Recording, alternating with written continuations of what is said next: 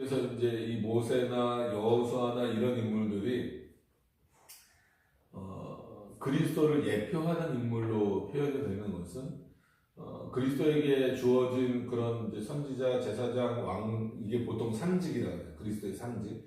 이 직분은 인간의 모습으로서 이미 구약 시대부터 좀 실행하는 인물들로 이렇게 표현이 되고 있습니다. 그래서 이제 뭐 다윗이나 솔로몬도 그런 역할을 하긴 했지만 벌써 이제 이스라엘 안에 왕정이 시작되면서부터는 실제로 이제 좀 역할이 나눠지잖아요. 그러니까 사무엘 왕이 그러니까 사무엘이 사울 왕을 세우고 난 다음부터는 진짜 이제 인간 왕이 된 거죠. 인간 왕이 돼서 그들은 이제 왕의 역할만 하고 또 이제 선지자는 사무엘이라든지 아니면 다윗 시대에는 나단이라든지 이런 선지자들을 해서 이제 하나님 뭐라 말씀하십니까? 이제 묻게 되는 거예요. 서로 간에도 묻게 되고 또 제사장 직분은 이미 그때 정도 됐을 때에는 하나님이 레위 지파에게 딱 맡기셔서 아론의 후손으로 이어지는 뭐 엘리 뭐 이런 제사장들로 쭉 이어지는 그런 과정들을 보게 되니까 이제 뭐 왕이 직접 나서서 아니면 선지자가 직접 나서서 제사를 한다라기보다도 그 제사장 직분을 하는 레위 지파 사람들이 각 지파에 흩어져서 그 제사를 드리는 역할을 한다라는 거죠. 이렇게 좀 이스라엘 역사가 지나면서 이제 세분화되는 내용들이 있는데 그런 모든 것들이 결국은 그리스도를 예표하는 그런 겁니다. 근데 이런 표현은 맞으면서도 조금 우리가 정확하게 설명을 해야 될 부분들이 있으니까 구약은 오실 그리스도를 기대하는 성경이다. 신약은 오실 그리스도를 바라보는 성경이다. 표면적으로 틀리진 않죠. 그랬을 때 우리가 주의해야 될 것은 뭐냐면 그러면 구약에는 그리스도가 안 계셨느냐라고 했을 때는 계셨다라는 거예요. 그러나 신약과 구약에 그리스도가 계시는 방식이 다른 거는 뭐가 다른 겁니까? 지난주 주일날도 목사님도 설명을 하셨었는데 그러니까 인간의 몸을 입으셨느냐 입지 않으셨느냐잖아요. 그러니까 그리스도는 이미 이 세상이 창조되기 전에 삼위일체 하나님의 그러니까 작정이죠. 작정의 의논에 따라서 우리의 영원한 중보자가 되시기로 정해지신 거란 말이에요. 그렇기 때문에 아담도 그리스도를 통해서 구원받았다라고 우리가 분명하게 말할 수 있는 것은 성경에 어디 그렇게 나와 있습니까? 라고 말할 수 있지만 이미 성경 솔직히 찾으면 곳곳에 다 나와 있죠. 그것을 지금 일일이 다 찾으려면 시간도 많이 가고 그렇게 하지만 그러면 창세전에 중보자의 직분을 하시기로 정해지셨기 때문에 육신이 없어도 중보자직을 하는 데는 어려움이 없었다는 거예요. 그럼에도 그렇기 때문에 구약에는 어떤 그리스도를 기다리는 거냐면 없는 그리스도를 기다린다 이렇게 말하면 틀리는 거예요. 그러니까 일반적으로 교회에서 자꾸 이렇게 가르쳐서 조금 오해를 일으키죠. 그러니까 만약에 구약에 그리스도가 안 계셨다 그러면 실제로 구약 백성들은 율법을 지켜서 구원을 받거나 자기 죄를 그 동물에게 전가시켜서 양이든 소든 이런 거에 전가시켜서 그 동물들의 죄값으로 동물들의 피값으로 구원을 받는 어떤 이런 현상이 일어나 버려요. 그럼 신구약의 구원의 차이도 생기지만 왠지 구약은 뭔가 좀 더 인간의 행위적인 모습이 많이 강조되고 그 다음에 그 건의면에 있어서 예수님의 피로 구원받은 우리와 동물의 피로 구원받은 구약이 뭔가 다를 것 같은 이런 생각들을 자꾸 한단 말이에요. 그러니까 이거는 성경을 보는 사람들도 그랬고 신학자들도 많이 이런 오류를 많이 가졌었어요. 그래서 종교개혁 당시에 어떤 특정 교파가 나눠지기 전이잖아요. 뭐 지금은 뭐 감리교, 성결교, 장로교 막 이렇게 나눠져 있지만 솔직히 종교개혁 시대만 하더라도 이제 로마 카톨릭에 반대해서 나온 거기 때문에 지금처럼 이렇게 교파가 나눠졌다라기보다도 그냥 복음주의라는 것, 성경이 뭘 말하느냐 그래서 아드폰테스죠. 원전으로 돌아가는 방식의 어떤 신학이었기 때문에 그때 신학이 오히려 더 견고함이 있었어요. 그러니까 그때 했던 표현은 신약과 구약의 구원은 동일하다.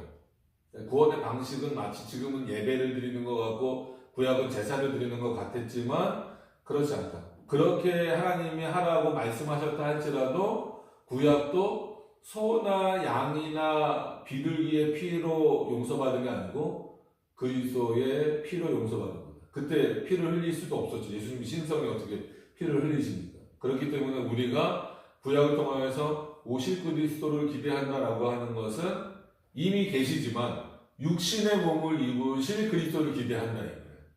이렇게 이해를 하셔야 됩니다. 그러니까 구약에 그리스도가 없었다. 이런 차원에서 오실 그리스도. 그거는 좀 성경을 잘못 보는 거예요. 어떤 의미인지 아시겠죠?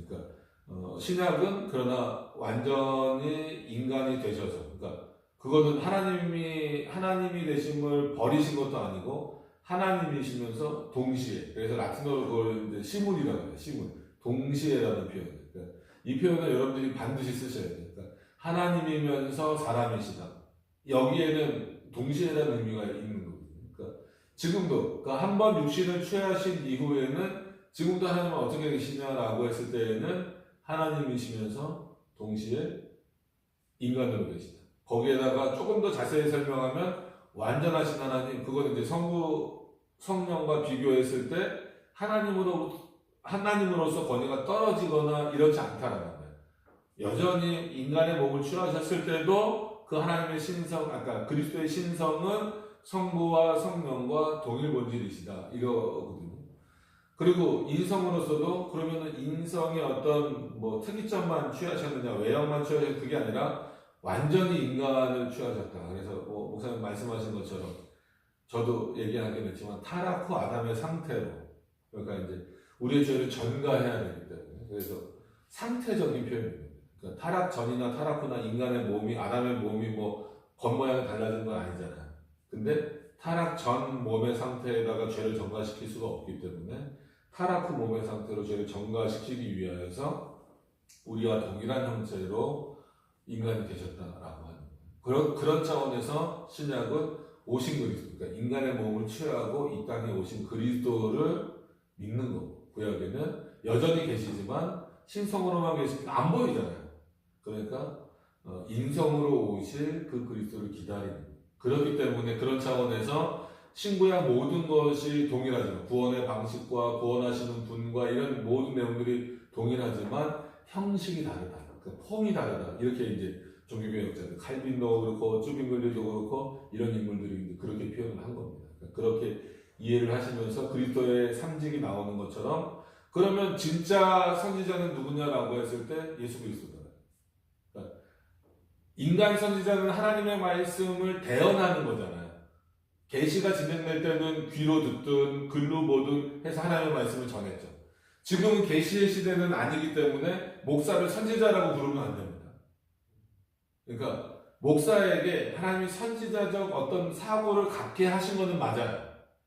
근데 뭐 하나님의 종, 뭐 지금 이 시대의 선지자, 뭐 강윤성 목사 이러고 소개하면 안 된다는. 근데 요즘에 사람들도 이런 거 잘 모르니까 뭐 하나님의 사자, 뭐 제가 그래서 어디 가서 설교할 때 저를 하나님의 사자라 그래서 사자가 어떻게 오는지 몰라서 그냥 그러고 나갔는데, 그냥 그 정도로 잘 모르는, 거기서 말하는 사자는 라이언이 아니란 말이에요. 말 그대로 우리가 그 누구의 대리자의 역할을 하는 그런 대리인으로서 하는 거예요. 그러면 그리스도도 우리에게 말씀하시는 분이 요한복음이나 그런 데 근거해서 보면 로고스라고 표현되는 그 단어가 헬라어로 그 로고스가 원래는 철학적인 용어예요. 그래서 그 로곤이라는 그 원형을 가지고 있죠. 로고스는 이제 주격을 붙인 거고,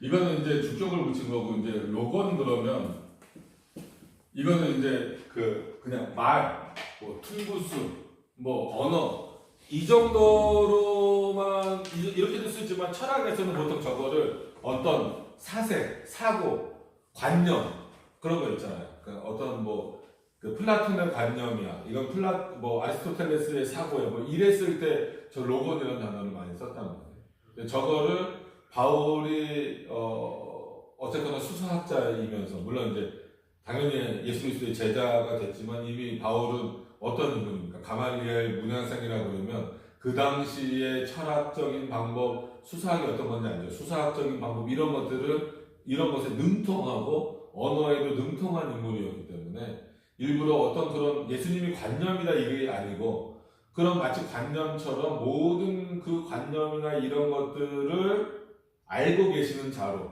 그리고 그런 관념들조차 그 그리스도 안에 있고 그리스도로부터 나오지 않으면 어떤 사고도 주어지지 않는다라고 하는 이 깊은 내용이 있어요. 그래서 요한복음 1장 1절을 특히나 해석하는 게 굉장히 어렵습니다. 헬라어로만 놓고 봐도 어렵고 한글 성경도 여러분 말씀인데 하나님이래요. 그죠? 근데 그 하나님이 또 하나님의 아들이래요. 근데 그 말씀으로 창조됐대요. 우리는 보통 일반적으로 창조는 성부 하나님이 하셨다 이렇게 많이 표현을 하잖아요. 근데 요한복음 1장에 보면 말씀으로 즉 예수 그리스도로 인하여서 세상이 창조됐다고 해요. 그러면 두 하나님 창조하신다 그렇게 말할 수는 없죠. 그러니까 성부, 성자, 성령이 다 창조주이시다는 거예요. 그래서 특히나 바울이 말하고 싶었던 것은 그때 유대인들은 하나님을 안 믿는 게 아니란 말이에요. 하나님을 안 믿는 게 아닌데 하나님을 어떻게 믿는 거예요? 한 분이시다. 그건 잘못된 생각은 아니에요. 우리도 하나님 한 분이시다 그래야죠. 근데 한 분이신데 산 위로 계신다라고 하는 사고가 부족했기 때문에 자기네들이 전통적으로 믿어왔던 하나님이 삼위일체인데 그걸 삼위일체로 미처 이해를 못한 거예요. 그냥 하나님은 한 분이시다. 이 사고만 있다 보니까 예수 그리스도가 하나님이시다라고 하는 것을 인정을 할 수가 없었던 거예요. 그런 부분들이 있었기 때문에 바울이 지금 너희 눈앞에 너희가 보았었고 그의 말씀을 들었었고 심지어 그와 함께 식사도 했고 그랬던 그 인간의 모습으로 있었던 분이지만 그가 참 하나님의 아들이시면서 그러니까 관계적인 면에서는 성부의 아들이시면서 그러나 존재론적인 면에 있어서는 아버지와 동일하신 분이다. 그렇기 때문에 그의 말씀으로 이 세상이 창조되었다. 즉 성부의 말이나 아들의 말이나 어떤 말이다? 동일한 말이다. 동일한 권위를 갖고 동일한 말이다라는 그런 의미에서 선지자 역할이 있는 거예요. 그러니까 인간 선지자는 하나님의 말씀을 듣고 대언하는 자라면 그리스도는 성부의 대언자라고 스스로 낮춰서 표현하시고 계실 뿐이지 실제로는 어떤 분이에요? 자기가 말씀하실 수 있는 분. 그죠? 세상을 창조하신 자가 직접 말씀하신다. 그래서 성경에서는 제2위 성자 하나님으로서의 표현도 나오는 거고 종의 형체를 따라서 즉 마치 인간의 모습으로 인간의 한계와 인간의 연약함을 가지고 표현하는 듯한 표현도 있다는 거예요. 이것을 우리는 여러분들은 잘 구별하시면서 보셔야 돼요. 그러나 두 그리스도가 아니고 한 그리스도다라고 하는 것을. 그래서 진정한 선지자는 누구냐라고 했을 때 우리에게 말씀하실 수 있는 자. 그런 차원에서 예수 그리스도시다. 물론 성부도 말씀하시는 자예요. 성령도 말씀하시는 자예요. 그렇죠? 그럼에도 불구하고 우리에게 그러니까 인간의 몸을 입으셨다라는 차원에서 진짜 그러면 우리에게 말씀하실 수 있는 자는 누구시냐라고 했을 때 그리고 그분을 말씀으로 성경에서 표현한 자는 누구냐라고 했을 때는 예수 그리스도시다. 그래서 그의 선지자죠. 그러니까 어떤 인간과도 비교가 될 수 없는 것. 어떤 인간 선지자하고도. 그러니까 이런 부분들을 여러분 생각하신다면 예수 그리스도가 하셨기 때문에 인간도 할 수 있다라고 하는 한마디로 망상과 같은 생각에 빠지면 안 되는 거예요. 그러니까 그리스도가 하신 일이 얼마나 귀하고 인간이 할 수 없으니까 그같이 인간이 되신 거거든요. 그러니까 우리가 많이 물어봐요. 왜 하나님이 죄값을 용서해 주셔야 된다 그러면 그냥 용서하시면 되는 거지. 왜 그리스도가 이 땅에 오셔서 죽으셔야 됩니까? 라고 해서 왜 그러냐면 만족이에요. 그러니까 죄값을 치른다라고 하는 것을 다른 말로 표현하면 만족시키는 거거든요. 그러니까 성부 하나님, 우리도 그렇잖아요. 예를 들어서 둘이 싸우면 큰일 나지만, 그죠? 여기 계급 싸우니까 싸우면 안 되지만 만약 그냥 친구라고 해봅시다. 근데 예를 들어서 이제 의사형제가 좀 잘못을 덜 했어요. 그럼 용서를 구하는 입장이잖아요. 그러면은 용서를 해준다 그러면 뭐 넓은 마음으로 할 수도 있지만 그게 만족이잖아요. 그죠? 야, 너 미안하다라고 내가 그 한마디만 해주면 내가 너 용서해줄게. 우리 그런 경우 있잖아요. 그냥 나 돈도 필요 없어. 뭐 예를 들어서 핸드폰을 망가뜨렸어. 야, 친한 사이에 뭐 내가 이거를 어떻게 달라고 그러냐. 그냥 진심으로 너가 미안하다고 나한테 말만 해주면 내가 이거 넘어갈게. 근데 그게 이제 그 미안하다는 말을 안 하면 그때부터 어떻게 되는 거야 이제. 이거 이제 물어내라 누가 더 잘못했 막 이런 싸움이 되는 거잖아요. 마치 그런 거예요. 그러면은 어떤 마음입니까? 그래 너가 미안하다고 해주면 내가 그걸로 내가 만족할게. 이런 개념인 거예요. 똑같지는 않지만 인간과 하나님을 비교할 수는 없지만 예를 들어 드리는 거예요. 그러니까 하나님도 우리가 죽을 수밖에 없는 상태가 되어버렸잖아요. 모든 인류가 그 타락함으로 말미암아. 근데 그 인류를 구원하시기 위해서는 그들을 구원할 만한 어떤 만족감을 얻으셔야 되는데 그게 이제 죄의 용서고 그 용서에 대한 만족감을 누려야 되는데 우리가 그렇게 할 수는 없잖아요. 우리가 뭐 돈으로 할 수 있겠습니까? 시간으로 할 수 있겠습니까? 노동으로 할 수 있겠습니까? 안 되잖아요.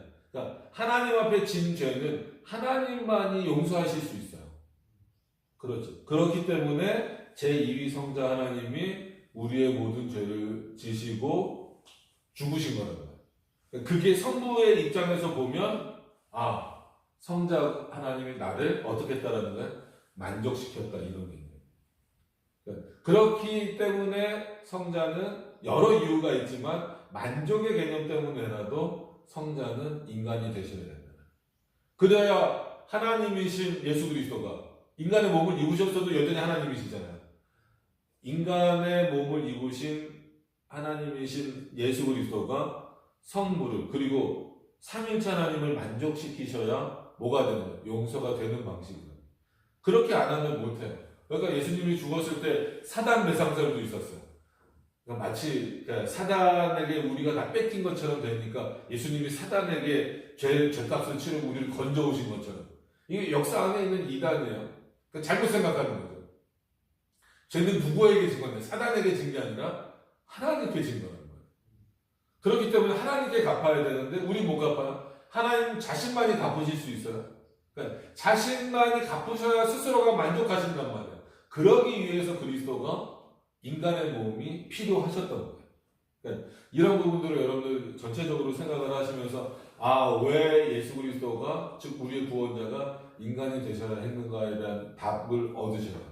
그러니까 여러 가지 답을 얻으셔야 되지만 그 중에 하나가 성부 하나님께 만족, 삼위일체 하나님께 만족이다. 그렇게 만족시킬 수 있는 그리스도는 어떤 분이냐면 실제 우리에게 자신의 말을 할 수 있는 그런 선지자다.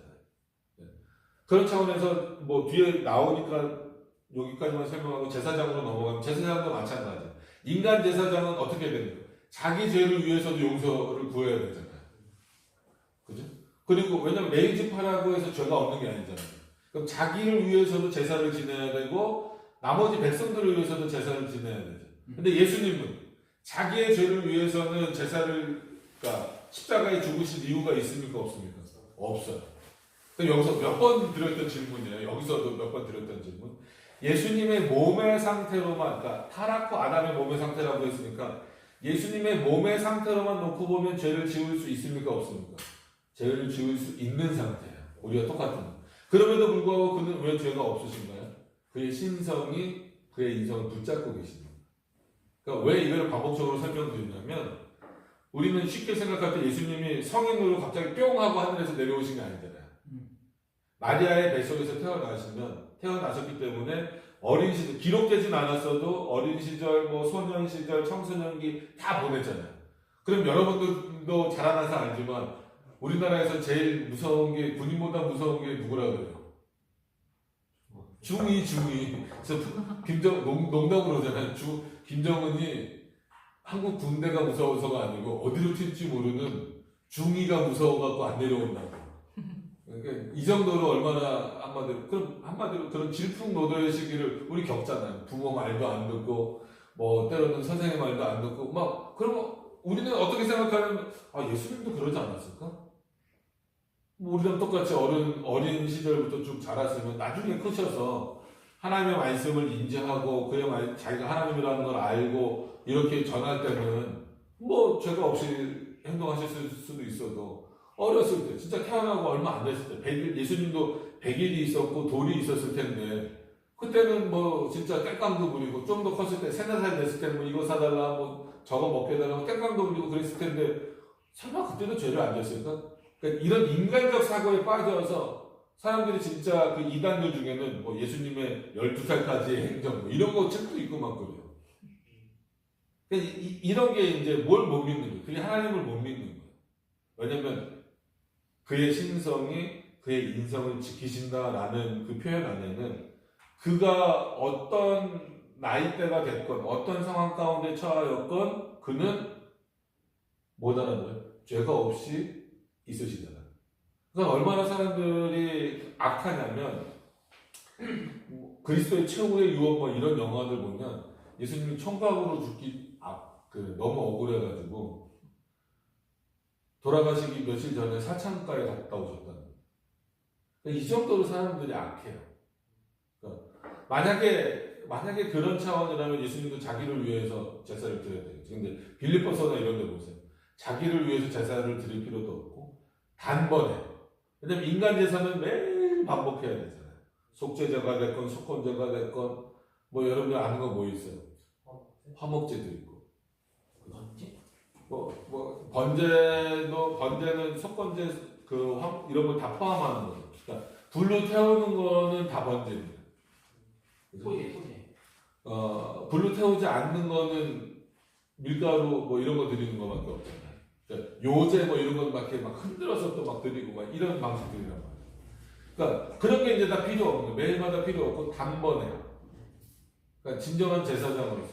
그러니까 예수 그리스도가 십자가에 죽으셨지만 우리의 죄를 용서하시는 분은 성부만은 아니라 성부도 우리의 죄를 용서하시는 분이고 성자도 우리 죄를 용서하시는 분이고 성령도 우리 죄를 용서하시는 분. 그렇기 때문에 그분은 십자가에서 뭐만 죽으셨다? 몸만 죽으셨다. 그러니까 그런 차원에서 진정한 제사장은 인간 제사장이 아니라 누구이실 수밖에 없다? 그리스도이십니다. 그러니까 나머지 위격이 그 역할을 못한다가 아니에요. 근데 그리스도가 중보자로 예정되셨기 때문에 그리스도에게 그 직분을 독특하게 이루도록 하신 거예요. 그죠? 그러니까 성부가 왕이시다. 이러면 틀립니까? 맞죠? 그렇죠? 성령이 왕이시다. 틀린 말 아니에요. 그럼에도 불구하고 그걸 그리스도에게 돌리는 것은 그가 이 땅에 친히 오셔서 그런 역할을 하셨기 때문에 그래요. 그러면 여러분 그리스도의 상직이라고 했을 때 왕 얘기하기 전에 말씀드리지만 선지자, 제사장 이렇게 말하니까 교회에 관련된 거로만 생각하는 경우가 많아요. 그렇지 않더라고요. 그리스도는 온 세상을 향해서 말씀하시는 분이에요. 그죠? 그리고 그러면은 온 세상을 위해서 말씀하신 것처럼 제사장 직분도 온 세상을 위해서 죽으셨겠네요? 그건 아니라는 거예요. 그러니까 예수 그리스도는 온 세상의 죄를 용서하실 만한 능력이 있습니까? 없습니까? 있음에도 불구하고 그렇게 죽으실 이유는 없는 거예요. 왜? 지옥에 갈 자들을 위해서도 죽으실 이유는 없죠. 그러니까 능력이 있는 거하고 실제로 누구를 위해서 죽었느냐 하고는 다른 거예요. 그렇잖아요. 만약에 예수님이 온 세상을 위해서 죽었다. 효과 있게 죽으셨다. 이렇게 해버리면 뭐가 없어지는 거예요? 지옥이 없어지는 거랑 똑같단 말이에요. 근데 지옥이 분명히 있다라고 하면 예수님의 능력이 부족해서가 아니라 예수님은 구원하실 자를 위해서 죽으셨다. 이렇게 표현을 해야 돼요. 그게 오히려 내가 죽을 수 있는 자를 위해서 죽을 수 있다라고 하는 게 오히려 그분이 더 능력이 좀 많은 거예요. 그렇잖아요. 나는 누가 천국에 올지도 모르겠고 일단 다 그냥 죽을래. 이거를 그냥 내가 죽었다라는 거를 믿고 누가 오면 좋겠지. 이러면 오히려 한마디로 능력 없는 거죠. 그렇잖아요. 그럼 예수님이 지금도 천국에서 누가 올까 이렇게 기다리셔야 되잖아요. 근데 그런 분이 아니고 자신이 구원할 자를 위해서 분명히 죽으셨다라고 하면 예수님은 그런 고민하실 필요가 없죠. 우리는 누가 구원받을지 누가 구원받지 못할지 모르죠. 그럼에도 불구하고 예수 그리스도는 아신단 말이에요. 그게 하나님의 권위인 거죠. 하나님의 권위고 하나님의 역사고 모든 것을 아신다라는 어떤 그런 차원입니다.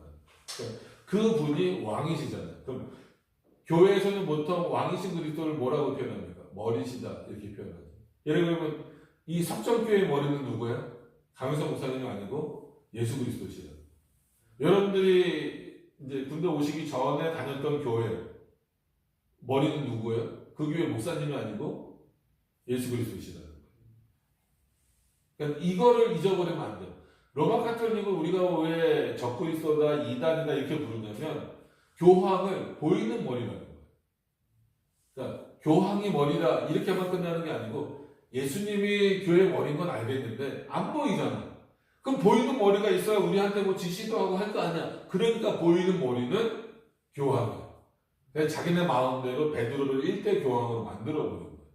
베드로가 성경에 언제 자기가 교황이라고 말한 적 있습니까? 없죠. 근데 자기네 교리를 뒷받침하게 하기 위하여서 베드로를 어떻게 만든 거예요? 일대 교황으로 만들면 편하잖아요. 그럼 자기의 어떤 정당성들이 생긴단 말이에요. 그러나 그건 성경적인 게 아니에요. 성경에서 교회의 유일한 머리는 누구예요? 예수 그리스도예요.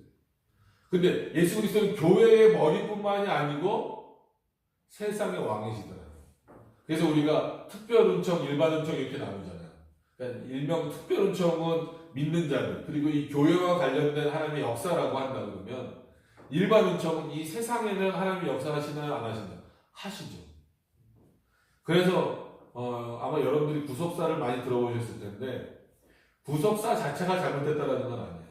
근데 예수 그리스도는 인간을 구원하기 위해서만 존재하시고 구원하기 위해서만 일하신다 이렇게 말하는 거는 그리스도의 능력을 너무 좁게 생각한다는 거예요. 그래서 요즘에 좀 신학적 흐름이 구속사 중심으로 가는 건 개인적으로는 조금 안타까워요. 왜냐하면 구속을 절대 부정하는 게 아닙니다. 그 구속을 하신 우리의 모든 구원을 이루시는 그 그리스도는 세상의 왕이십니다. 여러분 교회에서 혹시 그렇게 많이 들어보셨을지 몰라요. 지금 공중 권세는 사단이 잡고 있다. 들어보셨어요? 그렇게 이제 뭐 못 들어보셨을 수도 있고 들어보셨을 수도 있고 은근히 많은 사람들이 지금 공중 권세는 사단이 잡고 있으니까 세상이 이렇게 악하고 사단이 좋아하는 일이 많고 저 아랍이나 이런 데서도 막 전쟁도 벌어지고 이슬람이 이제 막 기독교를 막 엄청 막 핍박하는 시대가 되고 뭐 이렇다 뭐 이렇게 생각하는데 그건 사단이 부리는 늘 허세고 사단은 결국 하나님의 능력 안에서 움직일 수밖에 없는 존재고 아무리 우리 눈에 보이는 세상이 그렇게 흘러가는 것처럼 보인다 할지라도 이 세상의 주인 그리고 세상의 권세는 누가 잡고 계시는 거예요? 그리스도가 잡고 계시는 물론 삼위일체 하나님이시지만 그리스도가 잡고 계시는 그런 차원에서 그리스도는 온 세상의 왕이시다. 그러니까 이렇게 생각하면 좋겠죠. 온 세상의 왕이신 그리스도가 또한 교회의 머리시다. 그러니까 그리스도가 교회의 머리가 되셨다는 건 얼마나 큰 겁니다. 그래서 국가가 있어야 되는 이유도 우리는 달라요. 단순히 그냥 대한민국이 있어야 우리가 지켜지고 저 북한으로부터 우리가 지켜지고 이 자유를 누릴 수 있고 물론 중요한 문제죠. 그것도 여러분 그거 지키기 위해서 지금 의무로 지금 복무하고 있는 거잖아요. 근데 그리스도인은 거기서 더 나가야 돼요. 그 정도가 아니고 하나님 국가를 허락하신 것은 교회를 보호하시라는 거죠. 그러니까 이게 정확한 국가론. 그러니까 하나님이 이 나라의 위정자들, 대통령이 됐든 국회의원이 됐든 그런 사람들을 세우신 것은 믿는 자들을 세우신다 이런 차원이 아니고 그들을 세우셔서 궁극적으로는 뭘 하도록 하신다는 거예요? 교회를 보호하도록 하신다. 이게 하나님의 역사예요. 그렇기 때문에 저는 여러분들에게 뭐 좌파 우파를 얘기하고 싶진 않아요. 그러니까 그리고 기독교인을 뽑으라 이렇게 말하고 싶지도 않아요. 뭐 우리나라도 장로님 두 분이 대통령을 했지만 뭐 그렇게 막 엄청 대한민국이 그때 막 좋아지거나 뭐 이런 적도 없었어요. 물론 뭐 그렇다고 막 나빠진 거 뭐 이런 것도 없지만 그래서 물론 하나님을 잘 아는 자가 위정자가 되면 굉장히 좋겠죠.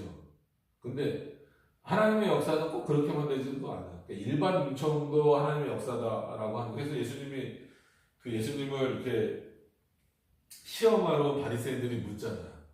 이거 세금을 누구한테 내야 됩니까? 하나님께 내야 됩니까? 아니면 지금 이스라엘을 지배하고 있는 로마에게 내야 됩니까? 라고 했을 때 예수님의 아주 명답이 뭐예요? 하나님의 것은 하나님께, 그때 황제가 가이사였으니까 가이사의 것은 가이사에게.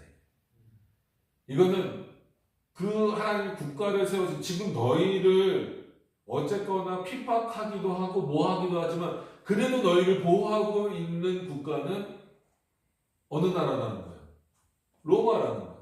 그래서 그 로마로 인하여서 아이러니하게도 뭐가 지켜져요? 이스라엘 교회가 지켜지고 있는 거예요. 그래서 여러분 성경을 보면 예레미야도 물론 이제 이스라엘의 그런 훌륭한 왕들 있잖아요. 다윗도 그렇고 뭐 솔로몬도 그렇고 이런 왕들이 이스라엘을 통치할 때 히스기야 이런 왕들이 이스라엘을 통치할 때는 이스라엘이라는 국가도 강건했고 그 안에 있는 일명 교회죠. 그의 백성들도 훌륭했잖아요. 이렇게 잘 지켜졌잖아요. 근데 포로 생활 가운데 있을 때는 다니엘도 오히려 느부갓네살을 위해서 기도해요. 근데 느부갓네살을 구원해 주세요. 느부갓네살이 하나님을 좋아하게 해주세요. 믿게 해주세요. 이렇게 기도하는 게 아니라 오히려 그의 나라인 바벨론, 근데 그거는 그의 나라인 것처럼 표현되지만 바벨론도 궁극적으로는 누구의 나라인 거나 마찬가지예요. 하나님이 통치하시는 나라예요. 그러니까 애굽도 그런 차원에서는 애굽에서 이스라엘이 나올 수 있었던 것은 애굽을 실제로 움직이실 수 있는 분은 누구라는 거예요? 하나님이시라는 거예요. 근데 우리는 그걸 잘 몰라요. 근데 선지자들은 그걸 알았기 때문에 오히려 다니엘은 느부갓네살이나 다리오를 위해서 기도한다. 우리가 보기엔 이해가 안 되죠. 우리가 지금 거기로 포로 생활을 하고 있는데 그들로부터 빨리 벗어나서 한마디로 독립국가를 이뤄야 정상인데 왜 그러지? 예레미야 같은 경우는 바벨론을 위해서 울어요. 이거는 바벨론이 없으면 이스라엘이 안 지켜진다 이런 차원이 아니고 하나님이 지금 교회를 어떻게 보호하시는가를 깨닫게 하시는. 결국에는 나중에는 포로 에스라서 이렇게 보면은 가잖아요. 다시 예루살렘으로 돌아간다는 거예요. 그러니까 그렇게 하나님이 돌아가도록 하시기 전까지는 지금은 포로 생활하고 있지만 바벨론 주변에 또 수많은 강대국들이 있잖아요. 바벨론이 무너지면 이스라엘은 또 어디로 가야 될지 몰라요. 그럼 또 하나님을 잘 섬길 수 있을지 없을지 잘 모릅니다. 근데 다니엘에서 지금 제가 주일날 다니엘서를 하고 있어서 그렇지만 다니엘서를 잘 보시면 다니엘이 인정을 받음으로 인하여서 오히려 이스라엘이 어쨌거나 바벨론 땅에서도 뭘 잘할 수 있게 된 거예요. 예배를 제대로 잘 드릴 수 있게 된 거예요. 그렇기 때문에 지금 당장은 바벨론이 마치 이스라엘에 뭘 보호하고 있는 것처럼 보이는 거예요. 바벨론은 그런 목적이 없어요. 그죠? 근데 그건 누구의 역사입니까? 하나님의 역사죠. 그러니까 이런 독특한 정말 인간의 이성이나 상식으로는 이해할 수 없는 방식들이 있더라고요. 그러니까 왜 그럼 이런 일들이 벌어집니까? 세상의 왕이 누구시기 때문에 하나님이시기 때문에. 그러니까 언제까지나 바벨론이 이스라엘을 지키지는 않죠. 그러나 일정 기간은 그렇게 하도록 하신다. 그렇게 하실 수 있었던 것은 바벨론은 느부갓네살의 땅, 나라. 이렇게 생각해버리면 답이 안 나오고. 지금도 각 나라의 대통령들이 있고 지도자들이 있지만 이 온 세상에, 온 국가의 주인은 누구십니까? 하나님이시다. 그가 왕이시다. 그러니까 그가 그렇기 때문에 교회를 보호하기 위해서도 하나님이 예수 그리스도가 세상의 왕이시라는 이 개념이 굉장히 중요한 거예요. 여러분들이 나라를 위해서 기도하셔야 되는 것은 지금 뭐 군인이기 때문에 당연한 거기도 하지만 제대하셔서도 나라를 위해서 기도하셔야 된다는 것은 곧 그 나라가 뭘 지키는 역할을 해야 되기 때문에 본인들이 잊어버리고 그러니까 우리나라 뭐 국회의원들이나 대통령이 그 교회 지켜야 된다라고 말하는 사람이 있습니까? 없죠. 그건 알고 모르면 상관없어요. 그지? 우리 믿는 자들이 알아야죠. 이 나라를 통하여서 교회를 지키시고 계시는 거예요. 그래서 나라를 위해서 기도하라. 그래서 선거하실 때도 정책을 교회에 합당한 그 사람들이 뭐 교회 뭐 성경을 인용할 것도 아니잖아요. 그럼 어떤 법안이 올라왔어요. 그럼 이 법안이 과연 교회를 유지하는데 말씀대로 유지하는데 옳은 건지 아니면 이 법안이 통과되었을 때는 교회가 말씀 위에 서 있는 것이 굉장히 어렵게 된다든지 이런 것들을 보고 판단을 하셔야 된다. 그래서 뭐 예를 들어서 차별금지법도 통과시키지 않으려고 하는 게 거기 이제 동성애나 이런 것들 다 포함되어 있는 거란 말이에요. 그러니까 동성애가 통과되면 성경에 동성애 죄라고 그러는데 동성애 통과된 거 보세요. 뭐 영국도 그렇고 미국 일부도 그렇고 동성애는 죄라고 설교하면 이제는 잡혀가는 시대가 되어버렸어요. 그러니까 그런 정책을 막으려면 투표해야 된다. 투표할 때 어떻게 해야 돼? 제대로 해야 돼. 그러니까 그런 어떤 내용들을 전체적으로 그러니까 이 그리스도의 상징을 생각하시면서 여전히 지금은 뭐 계시의 시대는 아니니까 이미 주어진 말씀을 통하여서 그리스도가 우리에게 말씀하고 계시는 거예요. 그리고 영원한 제사장 대제사장 되신 그 예수 그리스도를 통하여서 이미 우리는 구속의 은혜를 받았고 누리고 있잖아요. 그럼 그 구원의 은혜를 누리고 있는 자답게 더 하나님 앞에 거룩하기 위하여서 애쓰고 힘쓰면서 살아야 된다. 우리가 거룩하게 살면 하나님이 복 주시겠지. 단순히 이렇게 믿으면 안 된다는. 그러니까 복 받기 위해서 믿는 게 아니고 이미 받은 복이 얼마나 귀하고 큰지를 알기 때문에 더 하나님 앞에 열심히 되는 거예요. 뭐 주일날 목사님 말씀 잘 하셨잖아요. 지극히 큰 상급으로서야 여기 계신 분들은 다 그런 상급을 받은 거예요. 물론 그 이외의 복들도 하나님 주시죠. 먹고 살기도 하시고 여러분들에게 명예도 주시고 물질도 주시지만 여러분들에게 이 땅에서 주시는 명예와 물질이나 이런 어떤 복들도 지극히 큰 상급으로서의 하나님을 뛰어넘을 수는 없더라. 하나님이 우리에게 상급이 되셨기 때문에 우리는 그걸 복으로 누리는 거예요. 근데 세상 사람들도 똑같이 명예도 얻고 돈도 벌고 하잖아요. 근데 그들에게는 그게 복이 되지 않는 이유는 뭐예요? 똑같은 물질이고 똑같은 명예인데 왜 그럴까요? 그들에게는 하나님이 상급이 되시지 않기 때문에 그런 거예요. 천국에서는 궁극적으로 뭐만 남겠습니까? 지극히 큰 상급이신 하나님만 남겠지. 삼일체만 남겠지. 삼일체 하나님만 남겠지. 그렇기 때문에 이 땅에서도 우리 그리스도인들은 물질이 생겨도 아니면 내가 어떤 그 명예의 자리에 올라가도 누구 앞에 감사하실 수 있어야 된다는 거예요? 하나님 앞에. 더 그 하나님을 잘 섬기기 위해서. 그런 부분들을 여러분들이 확인하신다면 아 내가 이 땅에서 하나님의 백성으로서 어떻게 살아야 할 것인가.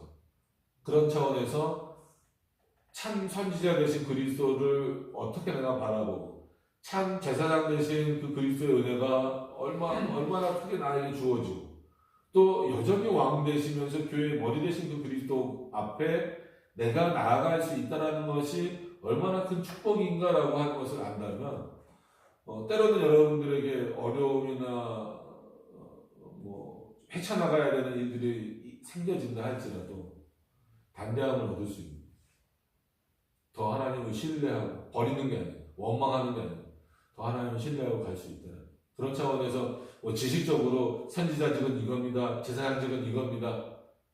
그렇게 생각하시지 않더라도 이 삼직이라는 것 자체가 이렇게 우리 삶에 있어서도 풍성함을 줍니다. 많은 분들이 아니 뭐 그리스도의 삼직 너무 논리적이고 너무 지식적인 거 아닙니까? 라고 말하는데 맞아요. 그렇게 어느 정도 깊이 있게 우리가 알아야 되기도 하고 왜 그렇게 알아야 되냐면 그렇게 알면 알수록 그 그리스도가 진짜 우리의 삶에서 주시는 은혜와 그 영향의 내용들이 놀랍게 크기 때문에 그렇다는 거예요. 그런 부분들을 잘 이렇게 인식하시면서 이런 시간들을 이렇게 좀 보내셨으면 좋겠습니다. 그래서 여기서 뭐 낮아지고 높아지시는 것도 나오잖아요. 23문에 보시면 낮아지신다라는 건 뭡니까? 인간이 되신 거예요. 그러니까 이제 여러 의미가 있죠. 뭐 십자가에 돌아가시는 그 상황도 낮아지신 거고, 그렇죠? 그리고 뭐 고난 당하시는 것도 낮아지신 거고. 근데 가장 큰 건 뭐예요? 창조주가 피조물이 됐다는 거예요. 그럼 이거만큼 뭐예요? 낮아지는 거는 없죠, 그죠? 여러분들이 뭐 제가 올 때마다 촬영 얘기를 좀 많이 드렸잖아요. 여러분 또 생각해 보세요. 촬영을 여러분들이 뭘 만들었어요? 그거를 말할 수 있고 생각할 수 있게 만들었어요. 근데 내가 그게 됐냐? 그게 고통이잖아요. 왜냐면 그럼 엄청 제한돼. 나는 원래 능력이 많았는데 그거를 만들고 내가 그거에게 생각할 수 있게 했는데 내가 그런 존재가 돼야 된다는 거예요. 그러니까 그런 존재가 된다는 것 자체가 이미 비천하게 되셨다. 비하하셨다. 그러니까 비하니까 자기를 뭐 비우셨다 이것도 되지만 낮아지셨다 이러는 거예요. 그러니까 근데 좀 다른 것은 뭐예요? 하나님 되심을 포기하시지 않고 그 피조물 되심을 취하신 거잖아요.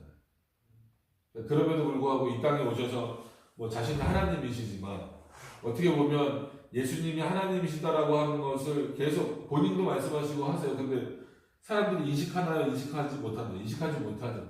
그러니까 자연스럽게 그 마가복음이나 이런 데를 통해서 메시아 은닉사상.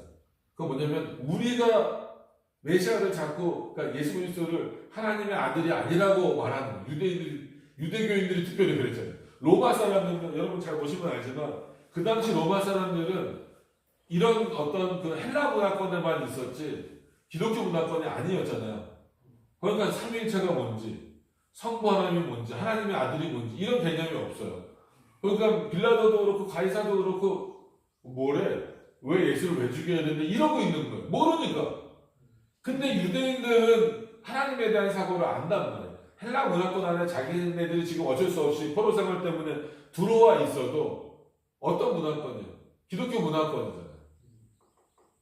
그러니까 그렇기 때문에 오히려 예수 그리스도가 하나님의 아들이라고 하는 것을 못 받아들이니까 자기네들이 마치 아니야라고 부정해 버리니까 메시아가 숨겨지는 것처럼 되는 거예요.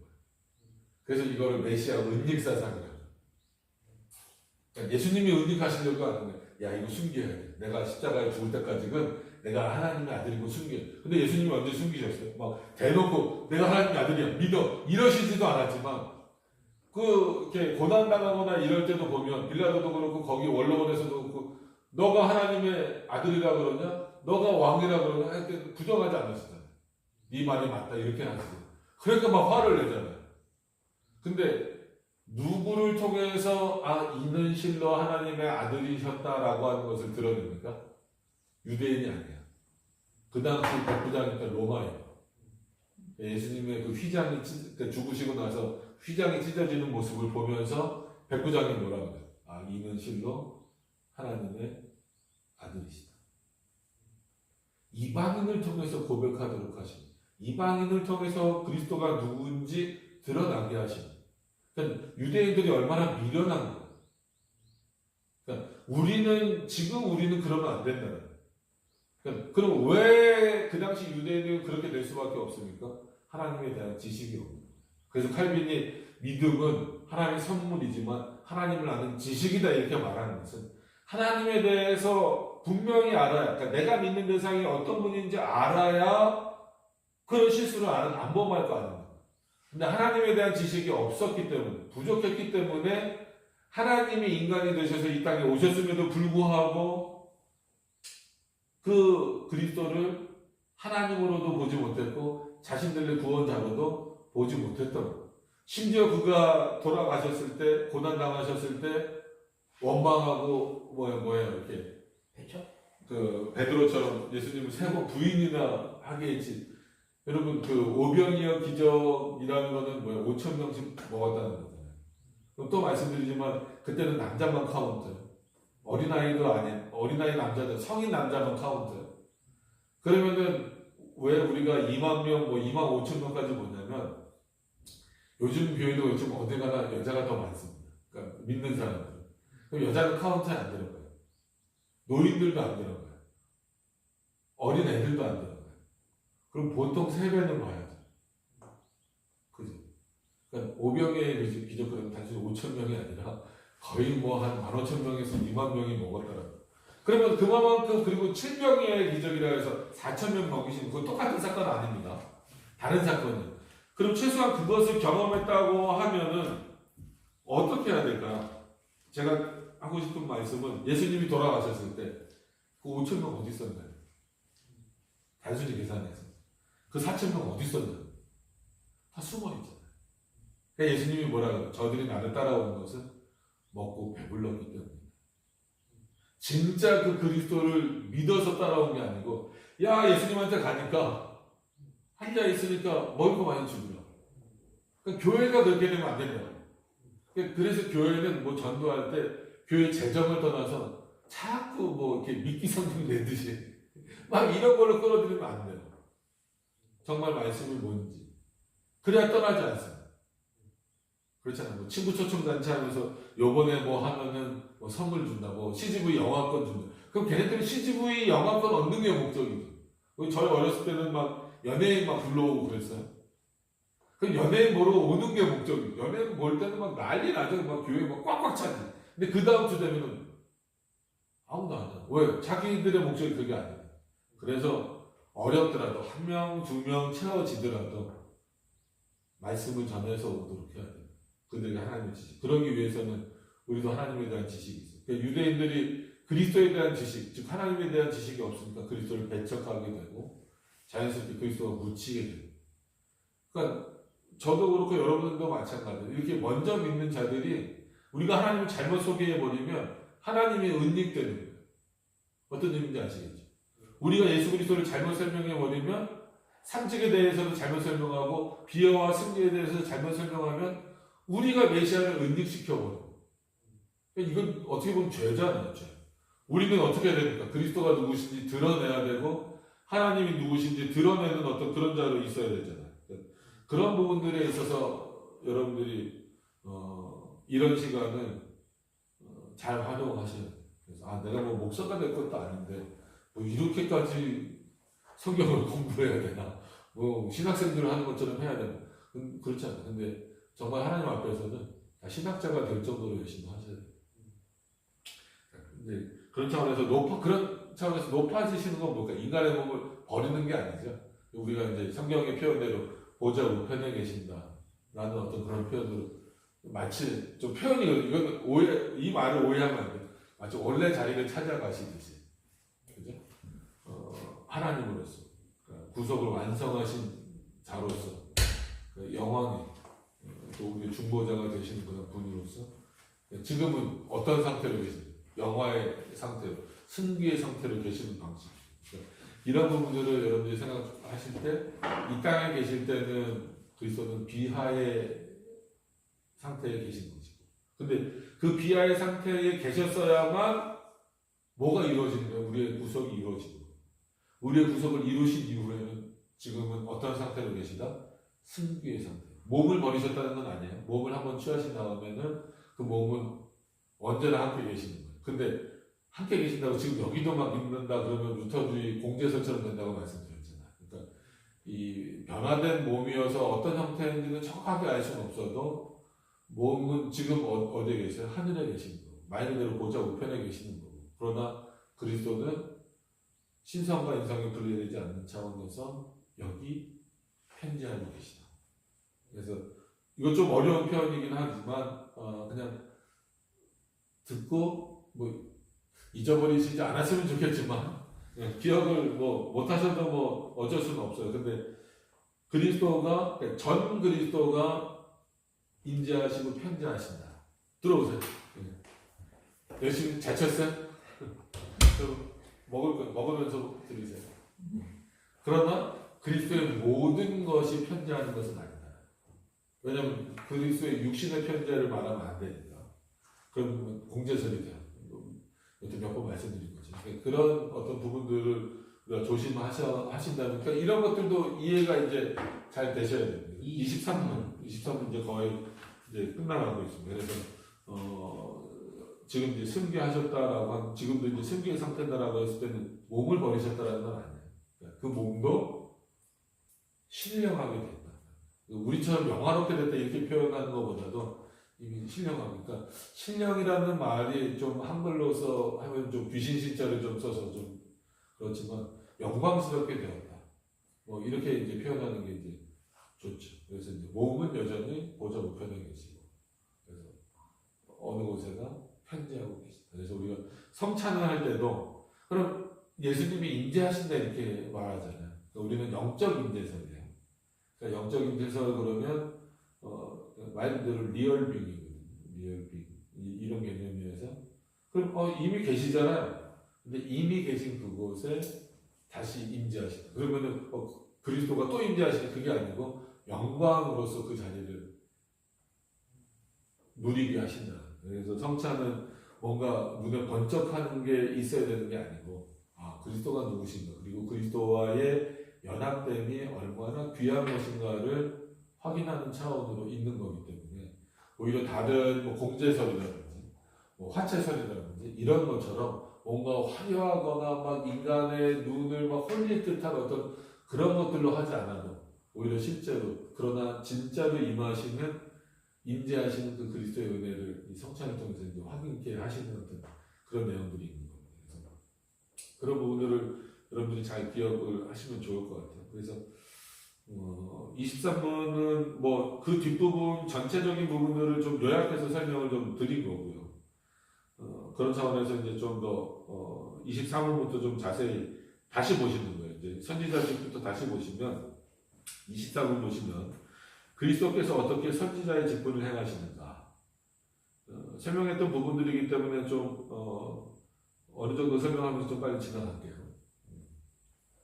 시간이 또 금방금방 가요. 원래 말하는 사람은 시간이 되게 빨리 가요. 보시면 그래서 그리스도는 어떻게 선지자의 직분을 행하시는가, 그리스도께서 선지자의 직분을 행하시는 것은 우리를 구원하시고자 하시는 하나님의 뜻, 이건 이제 삼위일체 하나님의 뜻이에요. 근데 이 뜻을 결국은 이제 작정으로 이해하시는 게 제일 좋습니다. 그래서 뭐 우리가 이제 보통 하면 will이죠. will이라고 써도 상관없어요. 영어로 하면 이제 will이라고 써도 되는데, 그럼 이 will이 세 will이 있느냐? 그러니까 뭐 성부의 뜻이 있고 성자의 뜻이 있고 성령의 뜻이 있느냐? 그러니까 각 위격을 설명하면 그렇게 설명될 수 있지만 그거는 세 뜻이 아니고 세 뜻이 모아진 것도 아니에요. 한 뜻이다. 하나님의 삼위일체 하나님의 한 뜻이다. 이렇게 표현을 해야 돼요. 그러니까 삼위일체 하나님의 한 뜻이 성부의 뜻이기도 하면서 성자의 뜻이기도 하면서 성령의 뜻이기도 해요. 그러니까 이거를 인간의 이성적 머리로 이해한다는 건 거의 불가능에 가깝고, 왜냐하면 그런 존재가 없으니까. 그래서 제가 매번 올 때마다 이런 비슷한 말씀을 드리는 것은 이렇게라도 듣고 좀 생각을 하셔야 결국 이게 믿음의 문제다 이렇게 말하는 건 하나님이 이것을 믿게 하셔야 믿어지는 거예요. 왜냐하면 인간의 이성으로서는 이런 존재가 없으니까, 우리도 그렇게 존재하지 않으니까 뭘 비유를 들어서 믿을 수가 없어요. 그러니까 우리는 뭘 설명할 때 이렇게 비유 들어서 설명하면 그래도 좀 이해가 되잖아요. 근데 하나님, 특히나 삼위일체에 대해서는 비유를 듣는 순간 다 무너져요. 그렇기 때문에 비유를 들 수가 없기 때문에 그냥 설명을 드릴 수밖에 없어요. 그냥 그렇게 이해를 하시면 돼요. 그래서 작정하신 뜻에 따라서 그 말씀과 성령으로 말미암아, 그 말씀은 결국 자기 자신이죠. 아까 저 로고스 얘기한 것처럼 그리스도 자신과 성령으로 말미암아 우리에게 나타내시는 것이다. 삼위일체 하나님의 일이라는 거예요. 그래서 언젠가가 아니라 아마 두 분은 제가 여기다가 이렇게 네모 박스 그려가지고 삼위일체 몇 번 설명했죠. 그죠? 그러니까 내용 몰라도 하여튼 그렸다라는 건 기억이 좀 나시죠? 네. 그런 부분들이 있기 때문에 거기서 이제 대표적으로 이제 피조물, 우리와의 관계에 있어서는 하나님의 역사는 나뉘어지지 않는다. 즉 삼위일체 하나님의 외부로, 거기서 외부로는 단순히 엑스트라가 아니고 피조물과 관계해서는 나뉘어지지 않는다. 그러니까 지금은 뭐 성령시대 이렇게 표현하면 안 되고, 예를 들어서 성령의 은혜를 받았습니다라고 하면 그거는 성부와 성자가 떨어지지 않는 방식이야. 그러니까 예수 그리스도를 통해서 우리가 구원받았습니다라고 하는 것은 성부와 성령이 떨어지지 않는다. 성부 하나님이 이 세상을 창조하셨습니다라고 했을 때에도 성자와 성령이 떨어지지 않는다. 한 분 하나님, 삼위일체 한 분 하나님이 창조하셨다. 그리고 삼위일체 하나님 우리를 구원하셨다. 근데 구별해야 되는 것은 십자가에 돌아가신 분은 예수 그리스도시고, 예수 그리스도의 모든 게 돌아가신 게 아니고 그의 몸만 죽으셨다. 그러니까 이런 게 좀 어렵기는 하지만 어렵더라도 계속 보셔야죠. 어려우니까 더 보셔야죠. 그런 부분들이 있습니다. 그래서 그 말씀과 성령으로 말미암아 우리에게 나타나셨다. 자, 25분. 그러니까 선지자직에 대해서는 아까 뭐 설명드린 걸로 좀 만족을 하셔야 될 것 같아요. 뭐 또 5시가 거의 다 되어가니까. 제사장 직분에서도 대유리 문답이라고 해서 이거는 쇼터 카테키즘이라고 불러요. 여기 뭐 지금 나와 있지는 않는데 107분밖에 안 되는 거니까. 보통 이거는 이제 초신자나 어린아이들 교육용으로 나오는 거예요. 그 다음에 이제 대유리 문답이라고 해서 라저 카테키즘, 그거는 190분. 그러니까 각 요 내용이 거의 똑같이 흘러가요. 근데 설명이 좀 더 많죠. 그러니까 그리스도의 선지자 직분과 관련돼서도 지금 소요리 문답은 요거 한 23문 한 문으로 그냥 이렇게 쭉 지나가잖아요. 뒤에 조금 잠깐 또 언급된다고 하더라도 그냥 쭉 지나가고 마는데 대우리 문답은 벌써 두세 문답을 더 붙여서 더 자세히 설명을 하는 거죠. 그래서 여러분이 나중에 이제 제대하고 있는 기회가 되시면 소요리 문답 말고 대우리 문답도 한번 사서 쭉 보시면 아마 익숙한 내용들에 조금 더 붙여진 거니까 더 좀 깊이 있는 내용들로 확인을 하실 수 있을 겁니다. 자, 그렇게 하시고 이제 25문 제사장 직분으로 가셔서 보시면 뭐라고 설명하냐면 그리스도께서 제사장의 직분을 행하시는 것은 단번에, 이게 제일 중요한 거예요. 자, 그냥 단번에가 굉장히 중요한 거예요. 그러니까 인간 제사장은 단번이 아니라 그랬잖아요. 매일이었고 반복적이라는 거예요. 근데 그리스도는 반복할 이유가 없어요. 그래서 요즘에도 보면 강원도나 이런 데 가면 다른 지역은 안 하는 게 아니고 다른 지역에서 좀 하기 힘드니까 그런 거예요. 근데 강원도나 이런 데 가면 이렇게 좀 목장도 있고 막 그렇잖아요. 거기 가면 어떤 목사님이 만드신 건데 실제 구약 제사를 해줘요. 제사장 옷도 입을 수 있어요. 입고 사진도 찍게 해줘요. 가면은 돈 좀 비쌉니다. 제가 이렇게 알아봤을 때로는 제사를 이렇게 한번 해주는데 그때 당시로는 20 얼마였어요. 왜냐면 양을 잡아야 돼요. 진짜 양을 잡아요. 그러니까 소도 잡으면 소는 워낙 비싸잖아요. 그러니까 이제 또 비둘기 잡긴 그러고.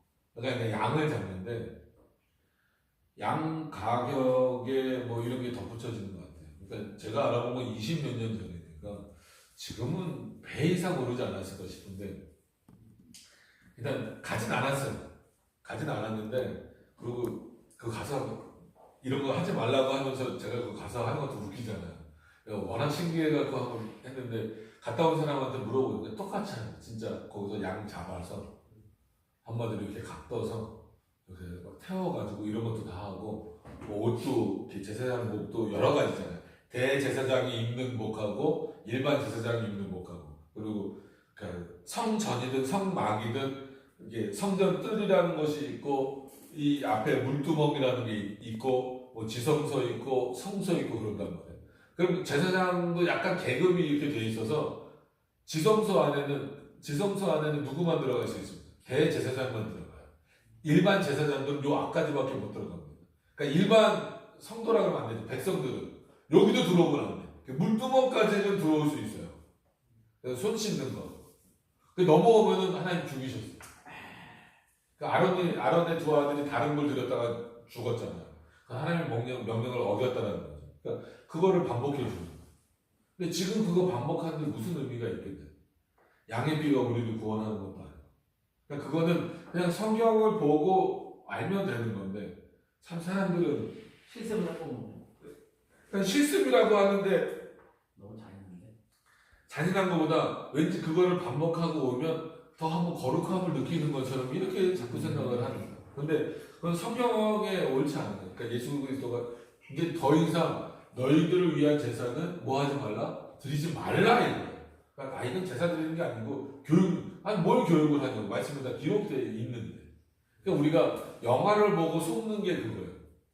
예수님이 채찍에 맞고 뭐 넘어지시고 채찍에 맞고 뭐 살점이 날아가고 이걸 글로 읽을 때는 그냥 누비면서 한번 졸려 이러고 있죠. 그죠? 여러분 성경 읽으면서 눈물을 흘리신 적 있습니까? 예수님이 고난당한 장면을 보면서 영화 보면 있을 수도 있지만 대부분 그냥 읽어요. 그죠? 아무 감성도 없이 읽어요. 근데 패션 오브 크라이스트나 이런 거 보면 진짜 예수도 아니잖아요.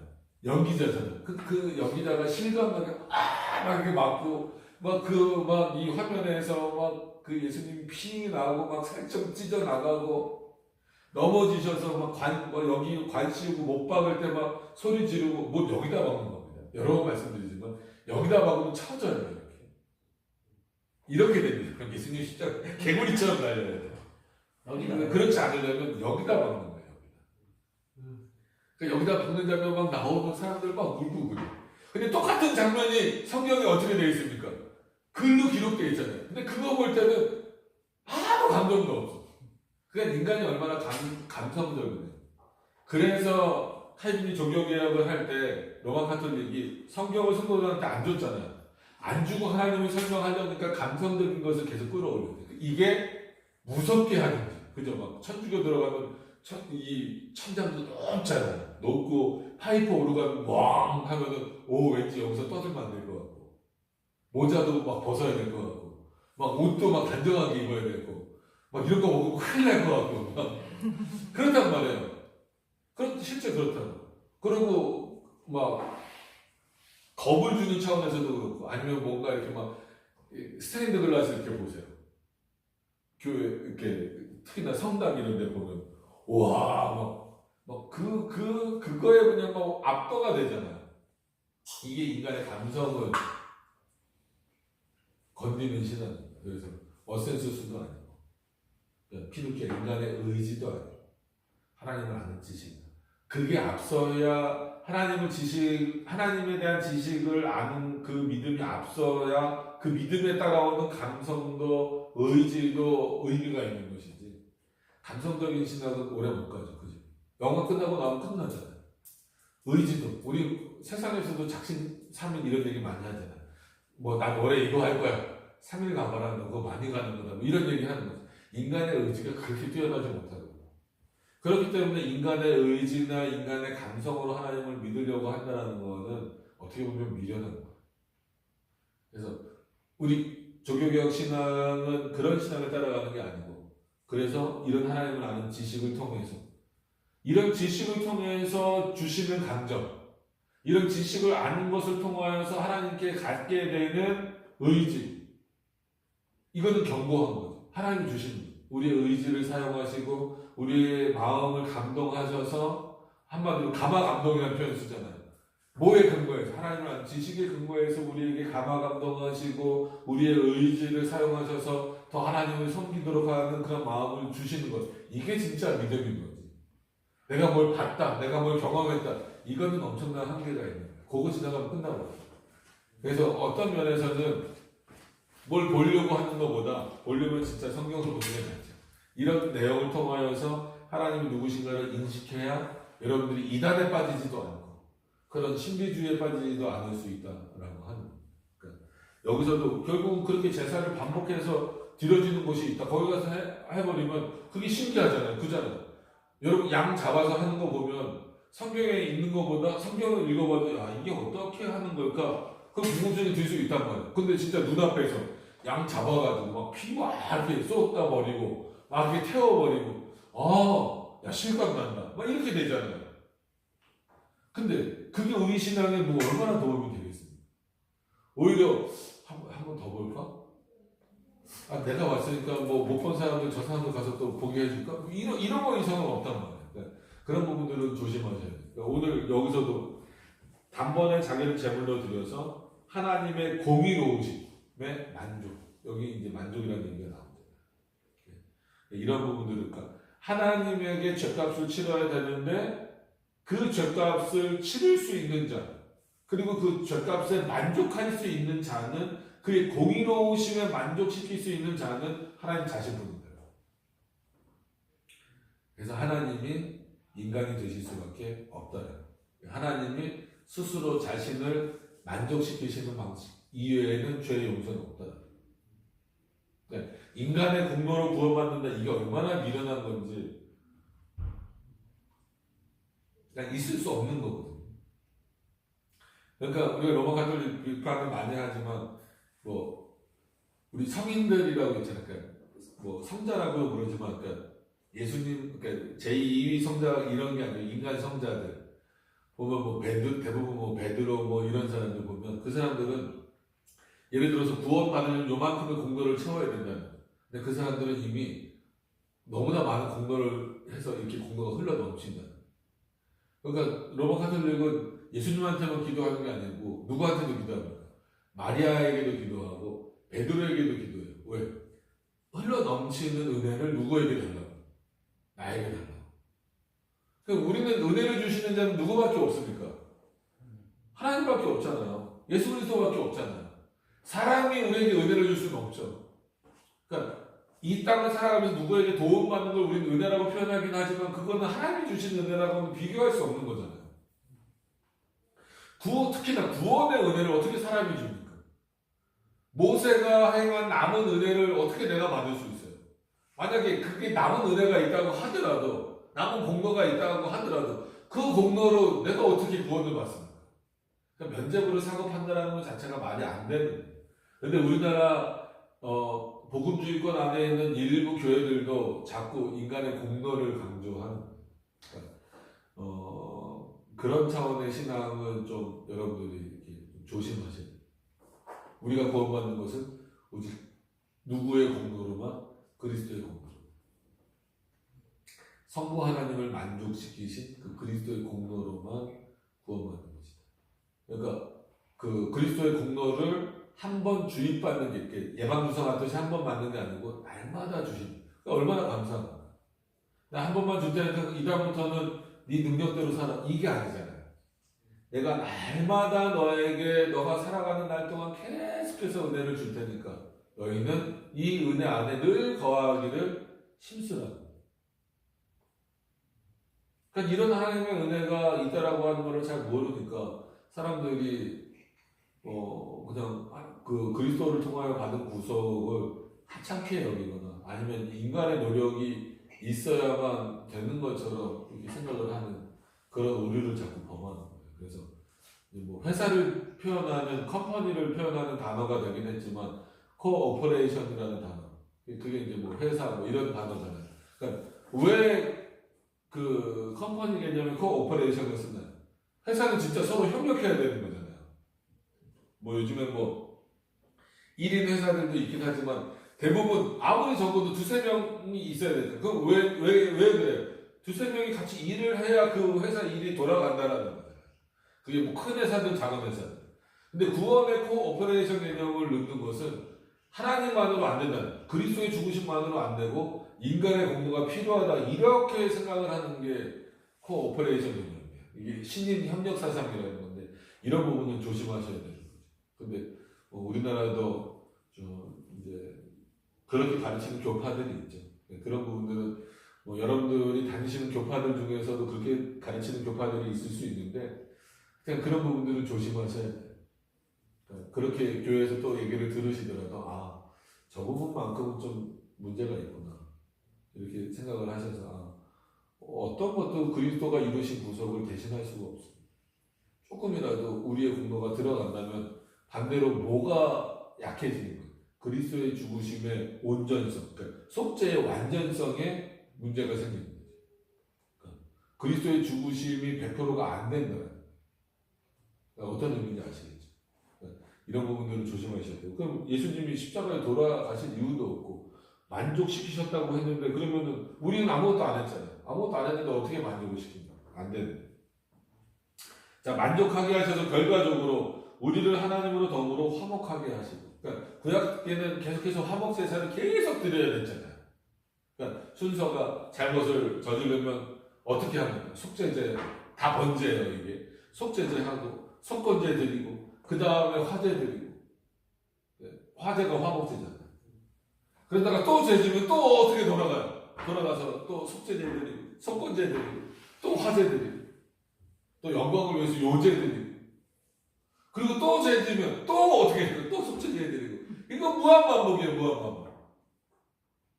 뭐 지금은 그러면 뭐 우리도 죄인 아니니까 뭐 그러라는 얘기가 아니고 이런 무한반복이 필요 없이 날마다 그리스도의 은혜가 우리의 죄를 덮을 만큼 계속 주어지는 방식이에요. 왜냐하면 그리스도로 인하여 우리가 누구랑 성부 하나님뿐만 아니라 삼위일체 하나님과 화목되게 하셨어요. 우리 능력이 아니에요. 그러니까 저와 여러분들은 우리가 죄를 지었다 안 지었다 당연히 우리 죄인이죠. 그죠?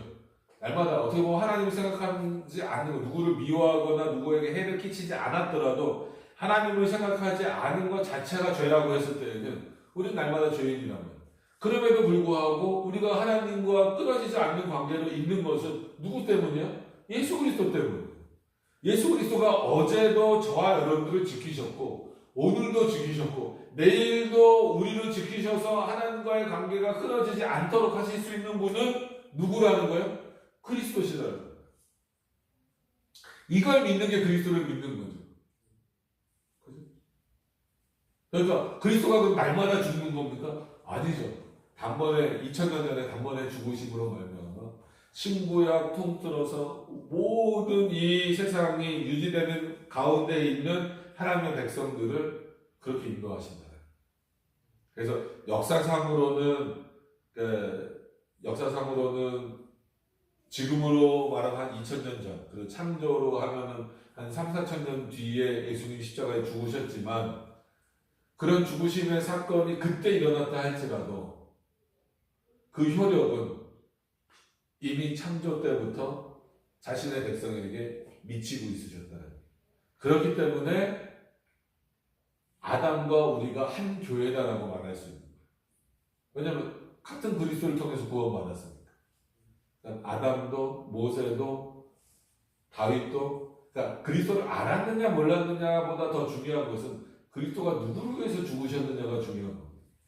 그러니까 우리는 자꾸 우리의 인식론을 따르니까 생각하니까 이걸 과연 알았겠느냐 알아야만 구원받을 수 있다라고 생각하는 건 그건 우리 생각이잖아요. 그죠? 그러면 예를 들어서 정신지체를 갖고 있는 사람이에요. 그러면 그 사람은 죽을 때까지 솔직한 얘기로 어떻게 보면 기초적인 것도 잘 알 수 없잖아요. 근데 이런 내용 알 수 있습니까? 모르죠. 그럼 그런 사람들은 다 유기자예요?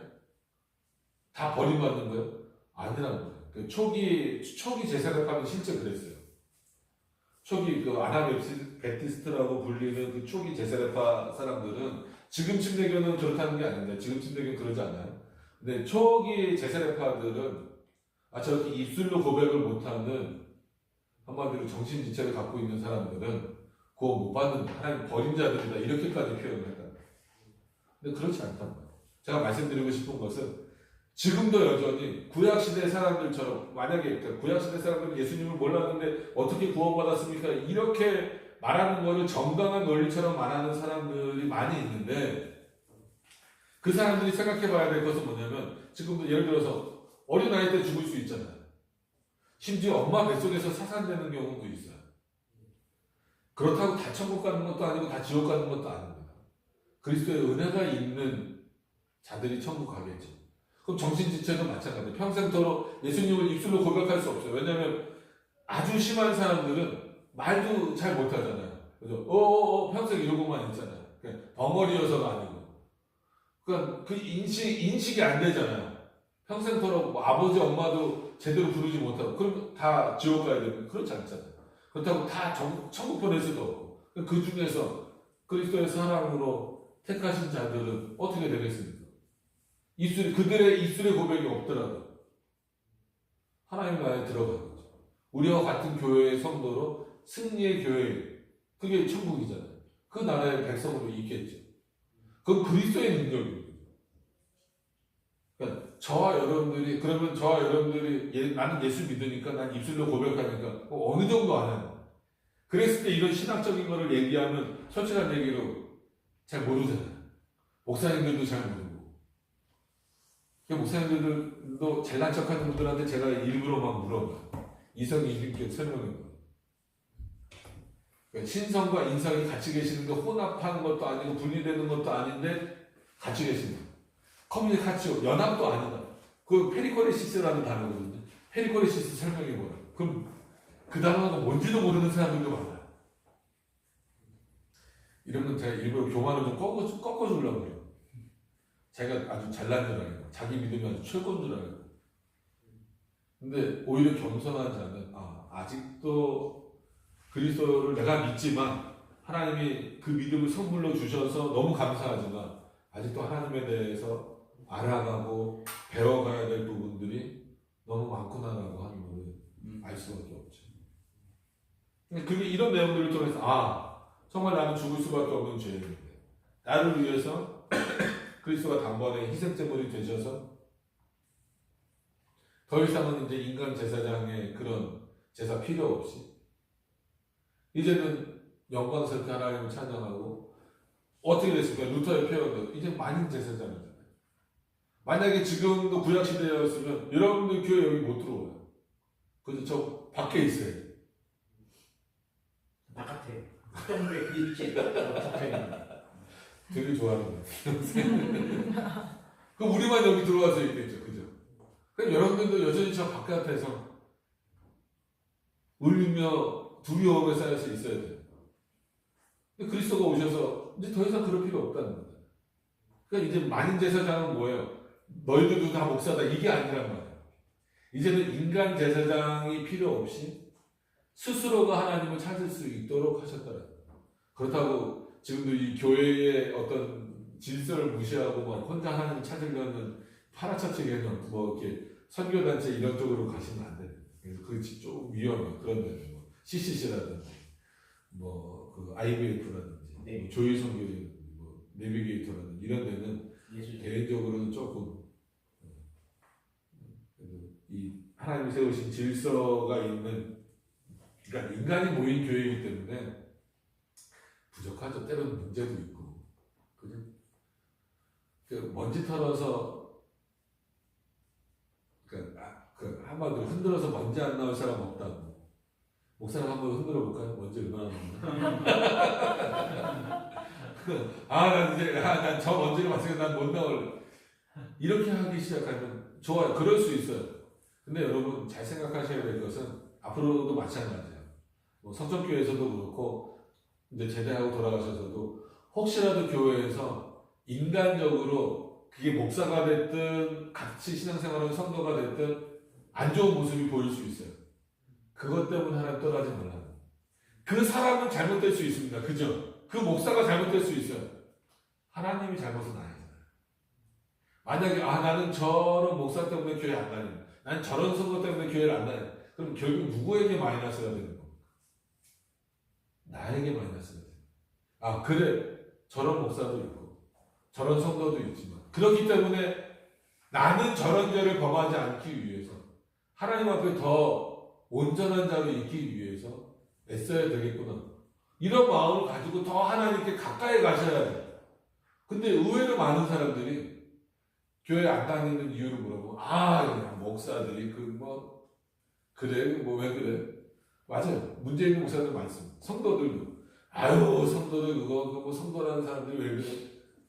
그렇다고 자기 믿음을 버리고 떠나는 것은 그것만큼 미련한 건 없어요. 그럴수록 그들을 위해서 기도하고 그 교회를 살리기 위해서 기도하고 그러셔야 되겠죠. 그게 이 우리를 위해서 항상 강구하신 여기 보세요. 마지막 시간 다 돼서 이 왕까지 무조건 다 식사로 가야 되는데. 다시 끝나지. 저 지금 그러니까 여기만 마무리하고 오늘은 우리를 위해서 항상 강구하신 이거 늘 우리를 위해서 지금도 성령도 마찬가지지만 기도하시는 이걸 우습게 보시지 말아요. 이 은혜가 얼마나 크고 놀라운가를 생각하신다면 여러분들이 어느 곳에 있든지 내가 하나님 앞에 어떤 자로 있어야 하는가에 대한 부분들을 잘 생각하셨으면 좋겠습니다. 여러분들은 뭐 이 정도 이렇게 하시죠. 자 일단 기도하고 마치시고 이렇게 하시죠. 하나님 오늘도 그리스도의 상질 또 비와 승리에 대한 내용들을 어느 정도 살폈습니다. 단순한 지식을 쌓는데 멈추지 않게 하시고 그리스도가 누구신지 우리의 믿음의 대상이 어떤 분이신지 아는 것이 얼마나 중요한가를 다시 한 번 더 확인할 수 있는 그런 모습들이 되어서 우린 부족하고 연약합니다. 그렇기 때문에 하나님의 은혜가 더 필요하고 필요한 정도가 아니고 그 하나님의 은혜가 아니고서는 도저히 살아갈 수 없음을 늘 고백하게 됩니다. 오늘도 내일도 어제도 또 우리가 이 생을 마감하는 그 순간까지 그리고 영원토록 하나님의 은혜 가운데 거할 수밖에 없음, 그리스도의 은혜 가운데 거할 수밖에 없음을 늘 고백하며 살아갈 수 있는 우리 장병들 되게 하여 주셔서 또 주님 앞에 토요일날 저녁도 잘 보내게 하시고 내일 주일도 또 거룩하게 예배 드릴 수 있는 장병들 되게 하여 주시옵소서. 예수님의 이름으로 기도드립니다. 아멘.